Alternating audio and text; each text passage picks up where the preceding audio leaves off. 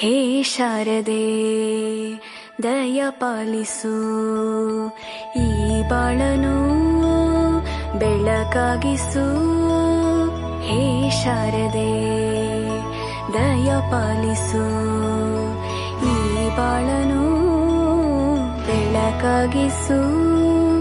ನಾಳೆಗಳ ದಾರಿಯಲೇ ನಂಬಿಕೆಯ ನೆಲೆಯಾಗಿರಿಸು, ಮುನ್ನಡೆಸು. ಕೈ ಹಿಡಿದು ನಾವಾಡೋ ಪದ ಪದದಲ್ಲೂ ಸಂಚರಿಸು.